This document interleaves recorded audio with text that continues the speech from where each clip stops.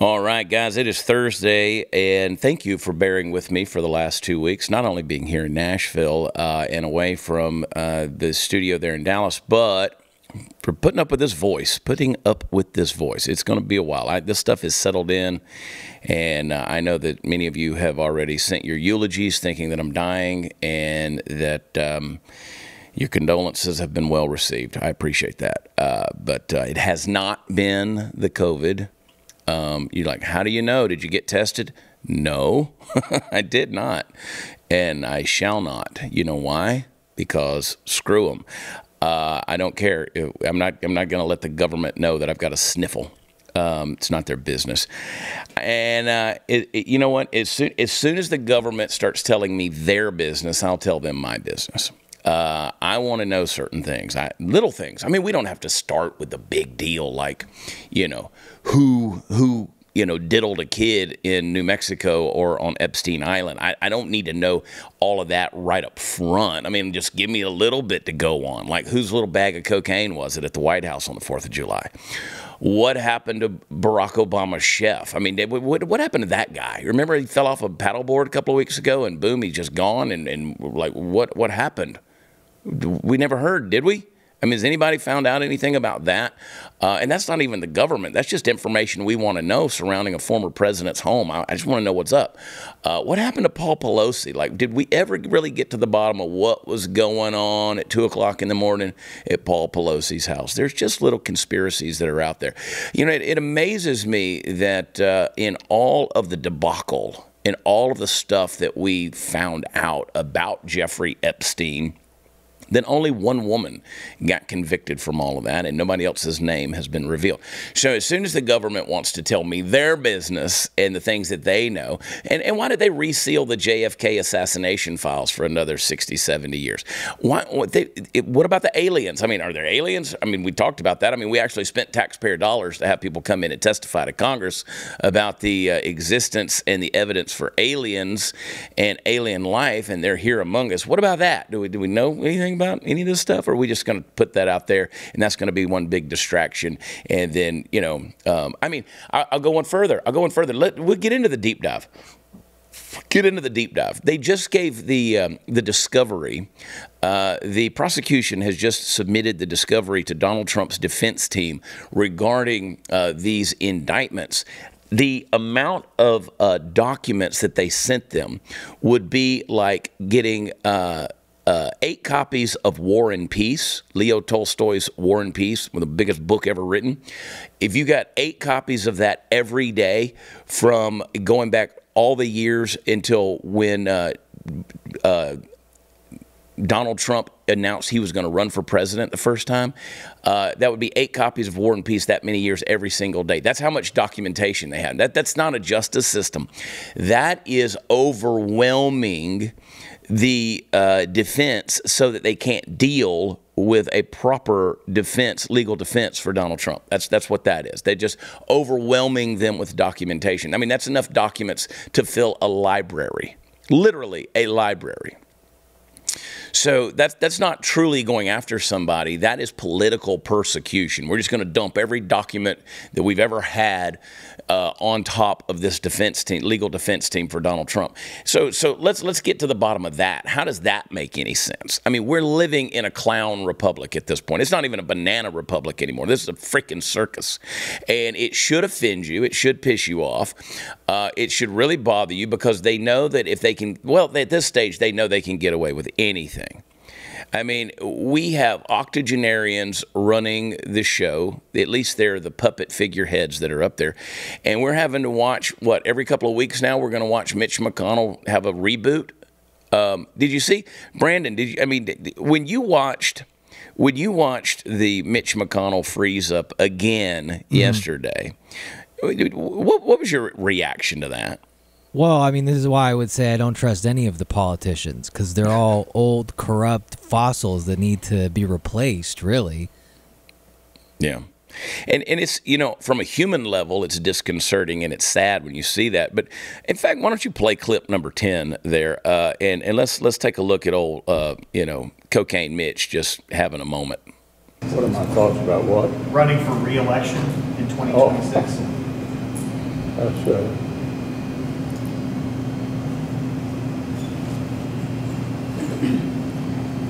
Did you hear the question, Senator? Running for re-election in 2026? All right, I'm sorry, you all. We're going to need a minute. Senator. Benny. Yep.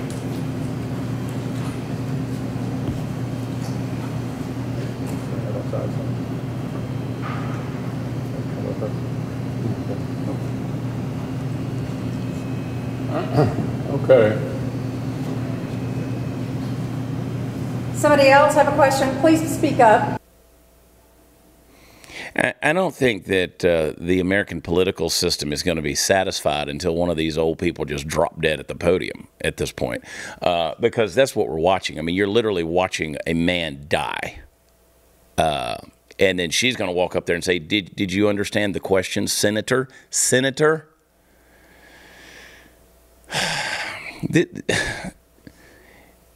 If we truly knew the cogs that are being put in place consistently to hide what's really going on in this country, it would frighten all of us. And they know there's not a single thing you're going to do about it. There's not a single thing you are going to do about it. You can't. You can't. I was having a conversation with someone last night. And I said, you know, the thing about our government is they can retreat to their bunkers. They can retreat to their, you know, secure locations underneath the mountains of Colorado. They can go, you know, 15 stories underground, down an elevator that requires, you know, a long security code chain. And we can't get to them. I mean, they're there. I mean, that's what they do. Something happens, nuclear war happens. Guess what? They go down in their bunkers. It's you and me that are going to get roasted. Those guys are going to be just fine. They got the supplies to take care of themselves. They're going to save Mitch McConnell. I mean, Mitch McConnell, he's 900 years old, but that dinosaur, they'll make sure he's taken care of. He's down in the bunker. You know, and if God forbid you decide to rise up and say, hey, that's enough of this, it's time to restart the government and we got to do something different. These people know that that you can't do a damn thing about it. I mean, hell, they'll drone strike you from outer space. I mean, Joe Biden's right when he says, oh, what are you going to do? You're going to overthrow the government? You have F-14s? You know, yes, he's being sarcastic, but that's a fact. I mean, that's a verifiable fact. You don't have the firepower to just go in there and take over. So when they built this is the point I'm trying to make. When they built those bunkers, you know, when they built those secure locations to go and get away from, you know, the world when the world goes to shit, you know, they didn't build those bunkers to hide from foreign enemies. They built places like that, secure locations. They put those walls up to protect themselves from you, from the American people. Those landmines and motion sensors and everything else on the White House lawn that they can flip on, those anti-aircraft and, you know, the ballistic missiles and things like that on the roof of the White House, those aren't there for foreign enemies. They're there because of you. They're protecting themselves from you because they know that we can read our Constitution and the Bill of Rights all we want to, but there ain't a damn thing we can do about it. This is literally a tyranny that is masquerading in the name of democracy. We're not living in a democracy. You want to talk about undermining democracy, like MSNBC and all these talking heads want to talk about all the time. Democracy's been undermined a long time ago. It's dead. It's dead. We are being run by a tyrannical dictatorship. Yeah, there's multiple people up there. And here's the thing. You ever see that show, Righteous Gemstones? You ever see the Righteous Gemstones? Brandon, have you seen that show at all? Oh, it's the best. With, Danny McBride, are you kidding? Danny McBride it's rules. The best. Yeah. And it's incredible. And if you haven't seen Righteous Gemstones, take it from me, someone who has spent time in big church environments. Yes, it's crass. Yes, it's whatever. It's a little profane, very profane.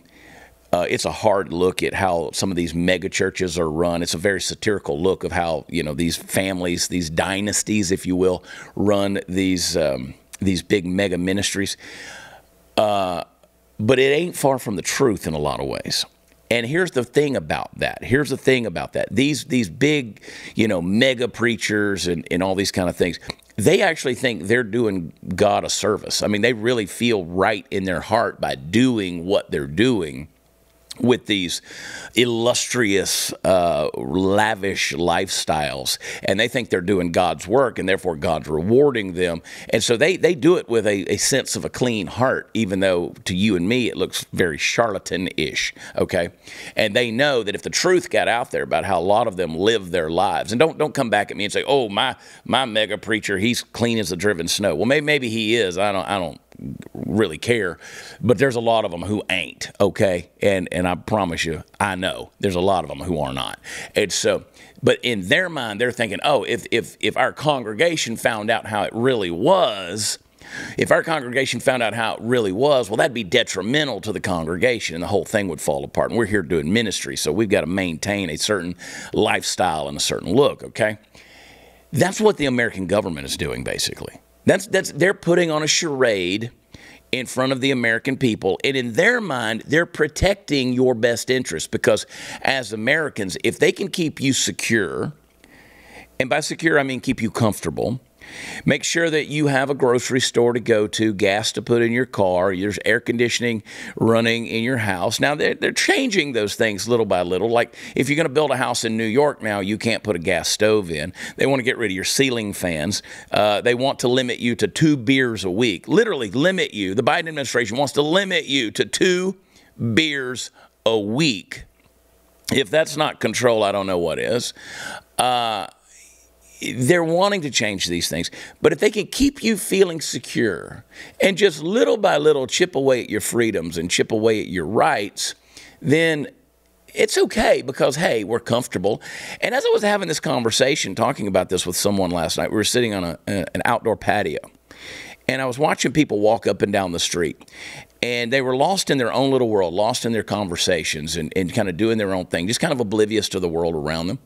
Just going out for the night, going to dinner, going to have drinks, whatever, socializing with friends. And I thought, how many of these people, this the average rank and file American that is going on about their life day to day, is pacified and, just kind of put in a place where they're not worried about anything because, again, they're placated. They're placated. They're not worried about what's going on in Washington, D.C. Hell, they're not worried about what's going on in their state house. They're not worried about Mitch McConnell having a seizure or whatever he's having, a stroke on live television. They don't care that Joe Biden is a potato as long as they're kept comfortable. And they're willing to allow all the crap the government hides from them to just stay hidden in order to maintain that level of comfort. That's what they're willing to do. Folks, the day is coming where the comforts are going to go away and you're not going to have anything else to lean on. And those that are ready will be ready. They'll be ready. If nothing else, they'll be ready to die. And I think most people are not. But it's getting to a point, and I hate to be that negative naysayer, but when I look at things like this that's going on in our country and all the stuff that the government is keeping from you, it's a little disconcerting. So no, I'm not going to take a COVID test and tell them that I got a cold, not when they're keeping all the shit from me, all right? Okay, guys, everybody deals with pain from time to time. It's one of those few guarantees that we have in life. It's along with death and taxes, and when it happens, we sustain it, we deal with it, we move forward. But sometimes there is no moving forward because sometimes it just comes back day after day and month after month until it fills our world and steals some of the joy you get out of life. And hey, if you're one of those people who experience this, you know how really awful it can truly be. The good news is it doesn't have to be that way. Relief Factor is a great way to reduce pain, which is mostly caused by inflammation in the joints. And when you take it as directed, it could absolutely change your life. So it's not a drug, but it is developed by doctors. This thing is an all-natural supplement that reduces inflammation in your body. And 70% of the people who take it keep on ordering it because it works for them. So if you're living with pain, please try the 3-week quick start. It's easy, and it's only $19.95. It's a trial pack, and you can get it at relieffactor.com, or you can call them on the phone at 800, the number 4-RELIEF. That's 800-4-RELIEF or relieffactor.com. We'll be right back.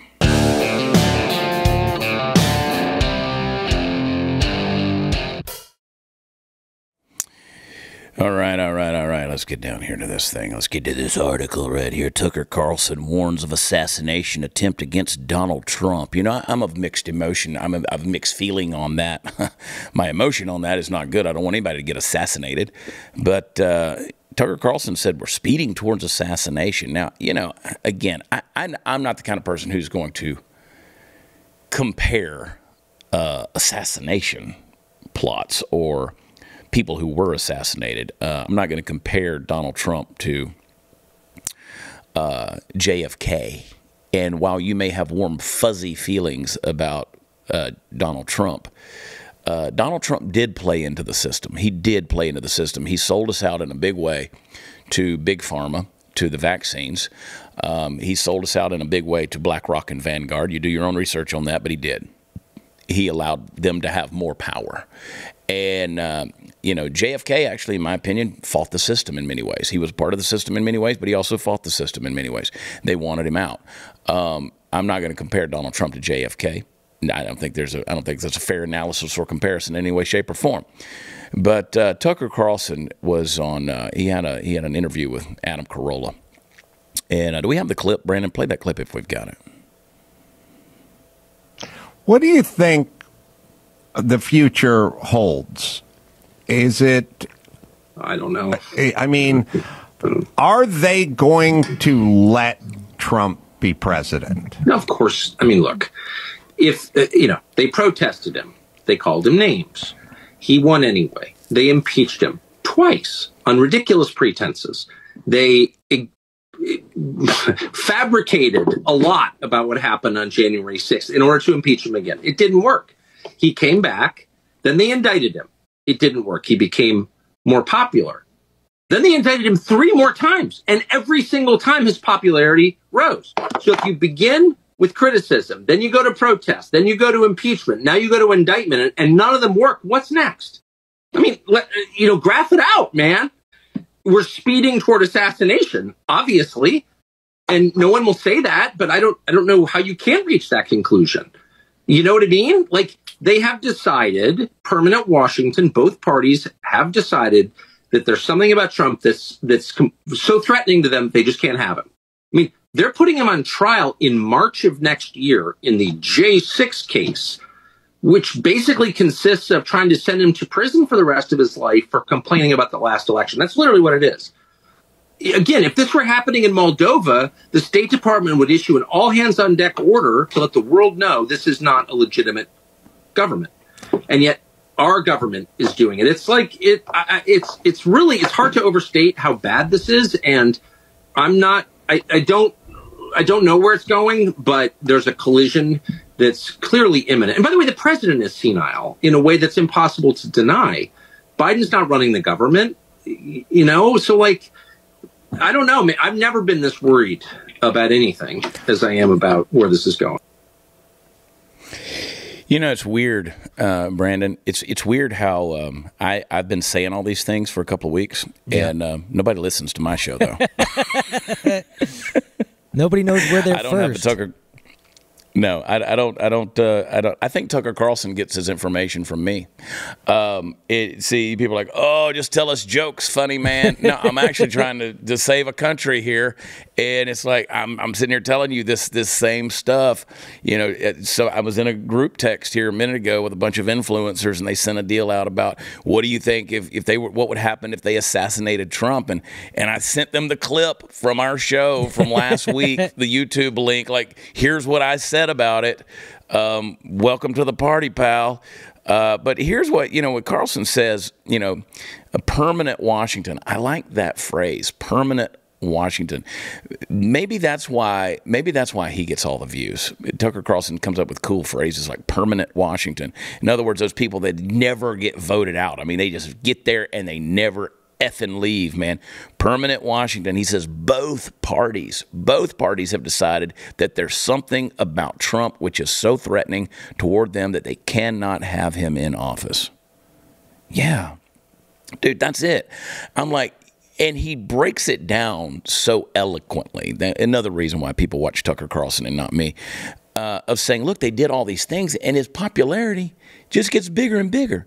I mean, now you got folks in the urban community coming out saying, he's one of us now. Got a mugshot. He got a prison number. He's one of us now. And I'm not saying that. They're saying that. I mean, this guy raised $8 million on a mugshot, for crying out loud. And then the beta cuck soy boy Twitter rerees love to come at me and say, they say, oh, are you going to donate more money to Daddy Trump? And it's like, you guys are stupid. Like, at this stage in the game, it doesn't, you think you're trolling. Like that's an insult. We're donating to Donald Trump. Donald Trump is raising money in his sleep. He's not even trying at this point. You guys are doing it for him, you dumbasses. I mean, you guys are the ones out there doing it. So if they can't shut him up and they can't shut him down, and God knows he ain't gonna just go away, maybe Tucker's right. I hate to even say the words. Maybe we are on a crash course with assassination attempts. I mean, God protect the man. Put a hedge of protection around the man and expose the enemy's devices and plans. I mean, again, you guys out there that think that Donald Trump is the manifestation of evil in the world, they loved him. I shouldn't have to state the obvious again. They loved him before he ran for president, and then he became public enemy number one. Ask yourself, what the hell are they trying to hide? What is it about Donald Trump that they are so scared of him exposing? I just told you that he bowed to Big Pharma. I just told you that he allowed Fauci to lock us down. He forced the vaccines. He allowed BlackRock to take over the Fed and the Treasury operations. He renewed the NDAA. I mean, that's all big government stuff. And it's like, okay, he did those things. You would think big government, permanent Washington would love that. But there's still something there they can't stand. There's still something there they're scared of. And you can't tell me this bunch of politicians and bureaucrats in Washington, D.C. are all these freedom-loving, democracy-defending, republic-standing Americans that when you cut them, they bleed their own red, white, and blue version of patriotism because they're there for altruistic purposes. They have no conflicts of interest with any of their trading partners in the corporate world. No, not a single bit. I mean, they send emails out under pseudonyms and, copy their sons on these nefarious things when they're getting money from Ukraine, China, and Russia.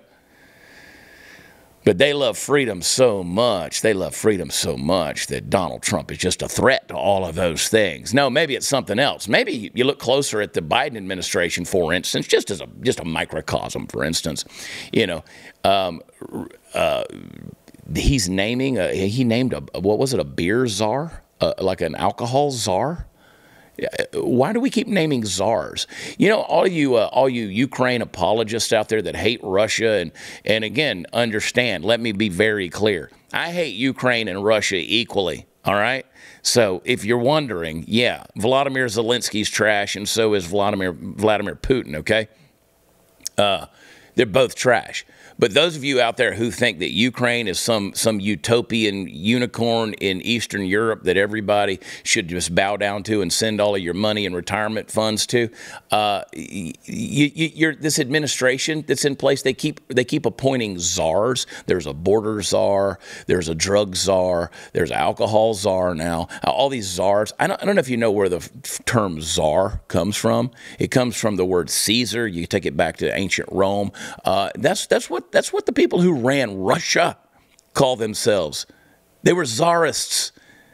And yet Joe Biden wants to appoint more czars. Could we stop in a free country appointing czars? And could we stop using that word? It's a very Russian word. It's also a very tyrannical word that goes all the way back to the Caesars, who were emperors after the fall of the Republic, and Rome became an empire. So could we just chill with that kind of stuff? All right. So they're not freedom loving. They hate freedom. And therefore, I think they hate Donald Trump. You know why? Because, again, Donald Trump, he represents you. He wasn't permanent Washington. They hate anything that's not permanent Washington. And they despise it. They despise it. Listen, again, on another microcosm, I ran for governor in the state of Texas. I ran for governor in the state of Texas for 19 months. You know what? The system, they hated me. And they're like, oh, but Chad, you lost. Yeah, I lost. But, man, we exposed a lot of things. And guess what? Now I've got a platform. I'm still exposing a lot of things. I'm still exposing a lot of crap that's going on in the state of Texas.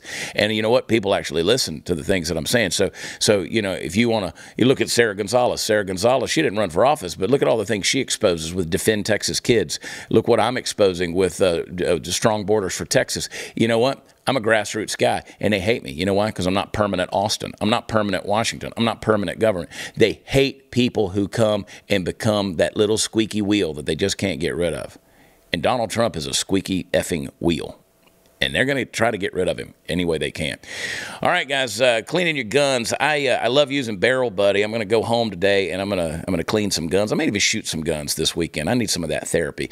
But when you clean your guns, you know it's a dirty job that you got to do. The patches are messy. The bore snake rope cleaning elements, they use that two-color pattern, which sometimes they hide the dirt. You don't know if your rifle's clean or not. It's not good enough. Fortunately, it's a better solution when you use Barrel Buddy. Barrel Buddy compresses to fill the interior of your gun's barrel and makes sure to clean the rifling grooves. It comes in 7 different sizes, so you don't own a firearm that you can't find the Barrel Buddy to fit it. Barrel Buddy will fit all of them. Barrel Buddy is composed of polymers that don't leave behind the residual particles, so it's a safer concept as well. Cleans by scrubbing, collecting the particulates, then it absorbs any remaining residue. It buffs the interior surface clean. You can even lubricate your firearm while you're cleaning it. So I want you to try Barrel Buddy. Cleaning your gun, it's an important part of being a responsible gun owner, and Barrel Buddy as a new concept is better as a way to take care of your firearms. So get some today. You're going to love them like I do. Head over to barrelbuddy.com today. That's barrelbuddy.com. We'll be right back.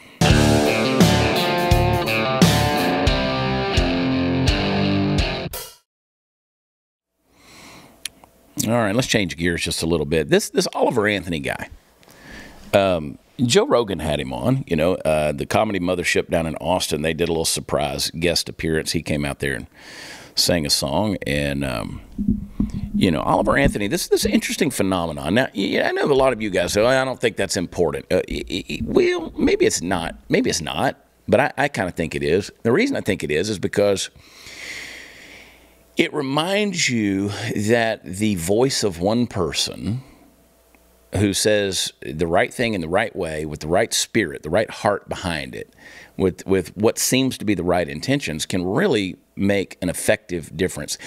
It exposed the heart of a lot of people in this nation in a good way. In a good way. They found in that song, this viral song, and you can say, well, and I've been in Nashville for 2 weeks, so I've heard every theory about this, saying, oh, well, you know, he didn't just go out and produce that in a field. I mean, there had to be a team behind him to get that out. It doesn't matter. To me, it doesn't matter. It resonated with people in such a way that it just really kind of flipped everything upside down. Now, and I said this on the Josh Terry podcast this week, if there is a team out there, a marketing team, that created that type of success for Oliver Anthony, so that his song and his songs became half of all downloaded songs in the last week, then I would like to know who that team is, because I will hire them. I will spend every penny that I have for them to market me.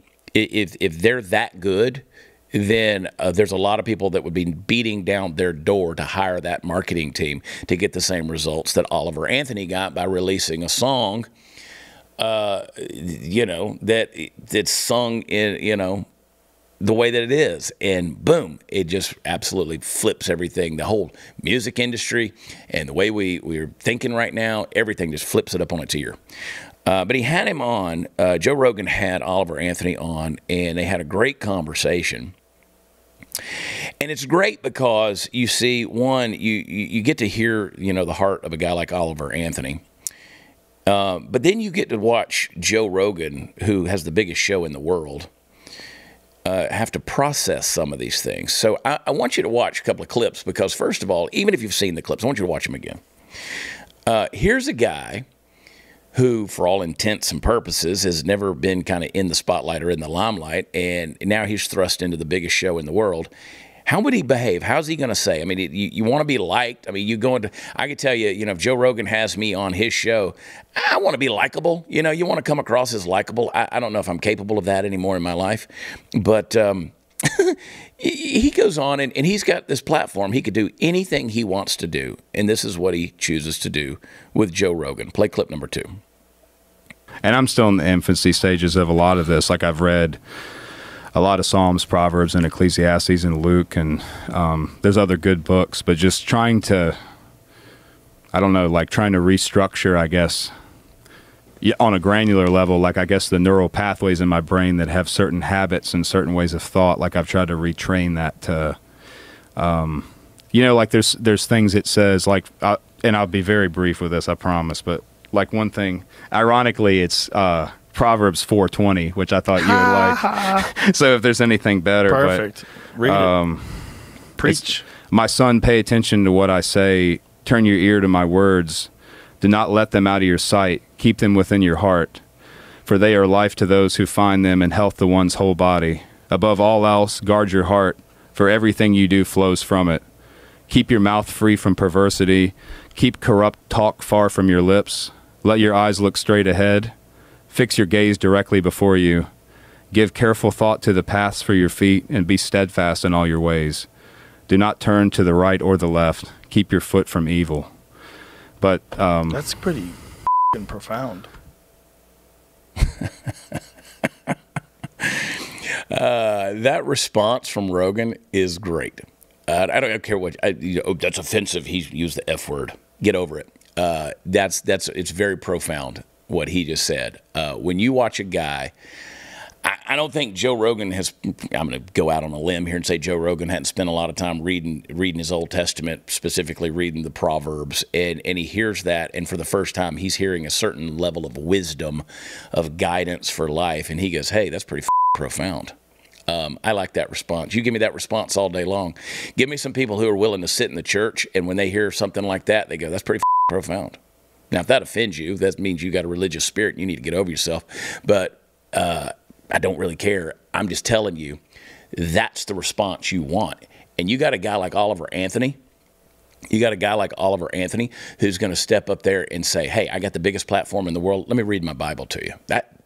Bold. I can't say that I would necessarily have gone that route if I were on Joe Rogan. I'd sit there and tell you how great I am and how wonderful, what we do is, all the different things. I'd tell my story. I'd do all these things. I'd try to make Joe like me, right? And I know you want to play this pious thing that you would never do anything like that. But, here's a kid who he just throwing it out there. This is what means something to him. He's like, I'm trying to retrain my brain because I've got a lot of bad habits out there. There's a lot of things that he said, I'm trying to, reconnect those neurotransmitters to get away from some of those bad habits that I've done in my life. And so this is something that's helped me. And he reads Proverbs 4:20 to Joe Rogan, and Joe Rogan says, that's profound. I like that response. Maybe that's where we need to get to, is start exposing people to some truth, and don't expect your presupposed religious response to come back to that. Just let the truth permeate into their soul, and let it just kind of marinate a little bit, and let the response be what the response is going to be. Because you know what? People out there in the world, they don't think like you. They're not programmed to think like you have after 50, 60, 70 years in the church. There's a world out there that doesn't think like you, but they still need to be exposed to truth, and I appreciate that about this Oliver Anthony kid. That's why it's important. That's why it's important. And people want to get caught up in this or that. I have people all the time who come to me and say, well, you say these things, but look at your tattoos on your body. It's like, get over yourself. You're not doing the good in the world that you think you're doing if you're caught up with little things like that. All right. Which reminds me, my tattoo guy did not call me back for some new work that I want to get done. And that ticks me off. I don't understand why it is tattoo people just don't want to work. I don't know. Call me. Anyway, so this is important. And there's some more stuff that I want to talk about on this deal. Because they dig into it. You know, Joe Rogan is getting pretty bold himself in some things. Play clip number 1, please. Investing in America means investing in all of America. When I ran for president, I made a promise that I would leave no part of the country behind. So she did do it. She really did tweet it from her account. Is that real? Oh, my God.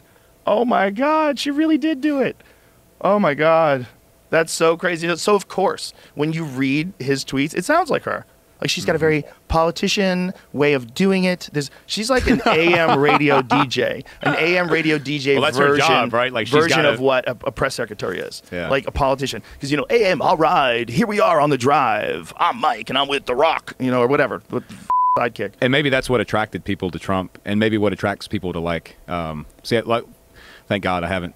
Especially now, at least I've got a good excuse not to keep up with politics anymore because I've got a few other more important things on my plate. But I think that's what attracts people to like that rough, raw, authentic type of speech. Like it's not clean cut and it's not professional, but it's at least, like you said, even with Bernie, which who knows? I don't know anything about Bernie, but he's not polished. But at least what he's saying is like, at least you feel like he actually, like at least he actually believes it. Because you know, you look at you can look at politicians over a 15-year span, and like they'll quote something from like, oh, good God, I think any politician from the 90s is going to have a lot different opinions on emotional triggers that we talk about today. Bro, politicians from the 90s, from the Democratic Party, sound like totally Nazis. Different. Yeah, they sound like Nazis. There was this what does that tell you? When you know? Biden passed the crime bill in '94, there's this famous speech that he gives about locking people up so that his wife is safe and so that they're safe and that I'm safe.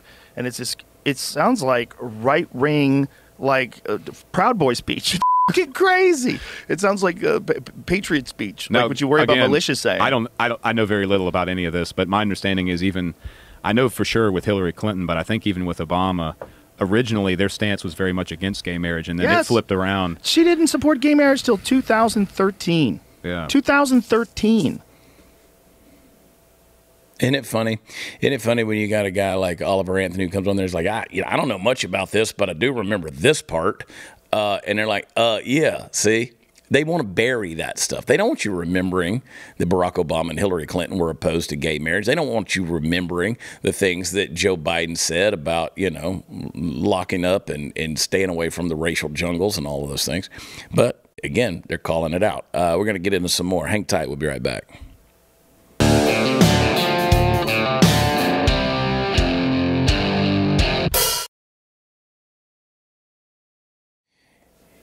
Yeah.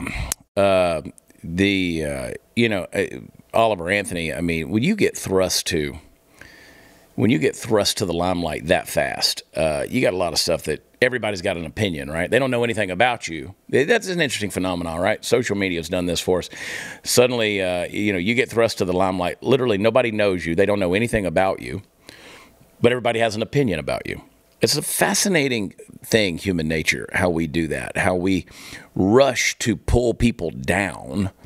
No matter what's going on, you pull them down, you make assumptions because, again, you see something in that person that exposes your own insecurities. And therefore, who is this person that they should be getting this much attention? And with so little investment and effort put into it, suddenly they're getting all the attention. Well, some of these actors and musicians and stuff have been the chief of people criticizing Oliver Anthony. Rainn Wilson is one. Many of you know Rainn Wilson from The Office and various other things. But this is what Joe Rogan had to say about Rainn Wilson criticizing Oliver Anthony. Play clip number 3. And then there was Dwight from The Office. Oh, yeah. He chimed in that if he was going to write a cultural anthem, what did he say? Something like he wouldn't write about overweight people on welfare. He would write about billionaires and their taxes. Yeah. There is nothing funnier than millionaires talking shit about billionaires. There is nothing funnier about millionaires pretending these billionaires are out of touch. Oh, yeah. And then, take Dwight from The Office down to West Virginia. Take him through those coal mining countries. Take him through those places in Appalachia where people have extreme poverty. And pills have ravished those areas. Take him through there. And it's everywhere. Yeah, the sad thing is it's everywhere now. It's not. Yeah. It's funny. People right off the get-go, I guess because it was Radio WV that posted the original video, but like I've never once advertised myself as being necessarily from the mountains. My grandfather grew up in western part of Virginia, in the mountains, but I'm from Farmville, which is technically Piedmont. But even throughout rural Virginia, that poverty is a big issue and drugs are a big issue. And I mean, it's not just even in the rural areas. You go into downtown Richmond or any downtown anywhere for that matter. It's almost like, these problems exist everywhere now and I mean, obviously they are, because that's why the song resonated the way it did, even in other countries. In other countries, yeah. Yeah, it is amazing how people are just simply out of touch. I mean, there's no other way to put it. I mean, I've worked with churches in Kentucky, churches in Virginia, West Virginia, because of the OxyContin epidemic that was going on. I mean, people just, we talk about fentanyl now. There was OxyContin and all the addictions and just the people dying from drug overdoses and just how rampant it was. And we often joke about, you go to small town rural America, and there's nothing to do there, so you might as well do meth, right? So cook meth, and it's like a guy like Rainn Wilson's going to come in there and criticize a guy who actually wrote an anthem for writing the wrong kind of anthem. I would love for Rainn Wilson, Dwight from The Office, to write an American anthem that really resonates in the heart of most Americans. And the thing is, if you're going to break it down word by word and verse by verse and really criticize and grammatically diagram that song, you're not going to come up with a whole lot of gold-mined treasure troves. But again, the spirit and the heart of what that kid's saying is impressive, and it resonated in a certain way that you cannot define. Dwight from The Office can't define that. And again, as Joe said, you got millionaires judging billionaires. They're all out of touch. None of them can relate to what's truly going on in backwoods America, rural America, farmtown America, flyover states America, Appalachia, in the holler. It's amazing to me, these people who want to say they've got their finger on the pulse of America. This is why Trump continues to get more popular. He's exactly right on that. When he talks about these 90s politicians and sound all polished and everything, and the hypocrisy of it, then you got a guy that comes out, and I laugh when Trump talks, because Trump loves to boost himself. He loves to brag. He's very braggadocious. He loves to say these things, but he gets down to it, and it's like, what he's saying resonates. In fact, let's play a Trump clip here. I know y'all were waiting on this. Brandon, jump over to 7. I want you guys to watch what he had to say about the COVID hysteria. Play clip 7. The left-wing lunatics are trying very hard to bring back COVID lockdowns and mandates with all of their sudden fear-mongering about the new variants that are coming. Gee whiz, you know what else is coming? An election. They want to restart the COVID hysteria so they can justify more lockdowns, more censorship, more illegal drop boxes, more mail-in ballots, and trillions of dollars in payoffs to their political allies heading into the 2024 election. Does that sound familiar? These are bad people. These are sick people we're dealing with. But to every COVID tyrant who wants to take away our freedom, hear these words: we will not comply. So don't even think about it. We will not shut down our schools. We will not accept your lockdowns. We will not abide by your mask mandates, and we will not tolerate your vaccine mandates. They rigged the 2020 election, and now they're trying to do the same thing all over again by rigging the most important election in the history of our country, the 2024 election, even if it means trying to bring back COVID. But they will fail, because we will not let it happen. When I'm back in the White House, I will use every available authority to cut federal funding to any school, college, airline, or public transportation system that imposes a mask mandate or a vaccine mandate. Thank you very much. I love that, but there's only 2 things I would add. One, he should have ended it with an apology for doing it, and doing it the first time, because he did. And the second thing is, I wish we could go back in time and he would have said that in February of 2020. So much would have been different in our lives if we had heard those words in February or even March, April of 2020, when the lockdowns hit full force and we suddenly created all of these little dictator Gestapo government entities in our states and in our communities, all the way down to school administrators. I wish Trump would have said that back then. Part of me wants to say it's too little too late, but you got to admit, that's strong talk. That's strong talk. And, you know, the system that he allowed, he propped it up. Let's be honest. Donald Trump propped up the system that destroyed many lives. And now it's destroying his. And so I hope it's not too little too late.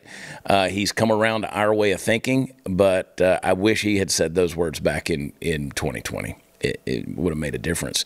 But I think it would have made a difference if he would have stood up against that. But then, you know, all he's got to do is come out at the end of that and say, yep, I was wrong. I'm sorry.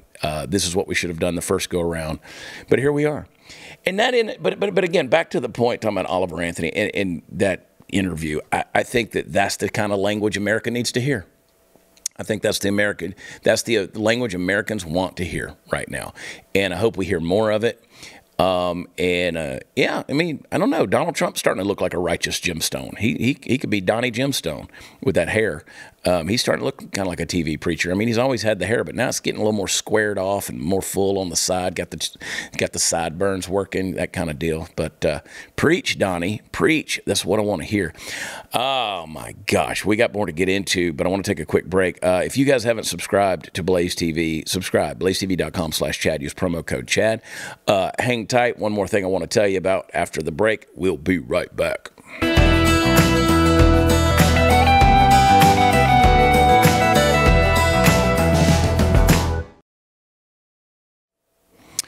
The folks who have been in the path of the hurricane there in Florida, and as it spun up through central Florida, God bless you. I tell you, Ron DeSantis does a good job with emergency management, that's for sure, as a governor of Florida.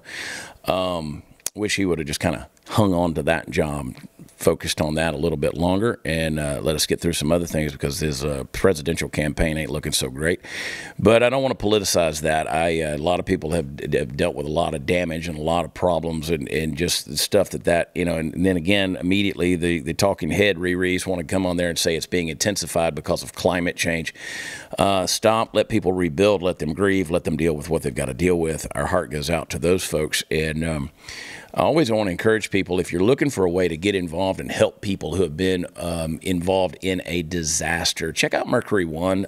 You know, Glenn and those guys, that team at Mercury One does a great job of making sure that funds and resources get to the right people, the people who need the help. And Mercury One always has boots on the ground in those areas, so they know exactly what's happening firsthand. And so if you want to, you know, check out the different initiatives happening at Mercury One, go check them out. And you can trust that the money that you send there actually gets into the hands of the people who need it the most.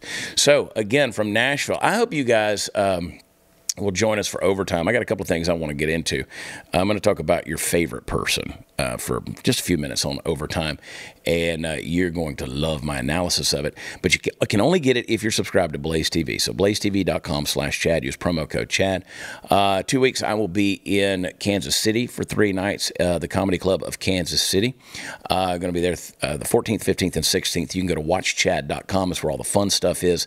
Check and see if I'm going to be in a city near you this year. We're going to probably back off a little bit on some live shows next year. I need a little bit of a break. But either way, we're going to have some fun. I love you. God bless you. We'll see you on overtime. Bye.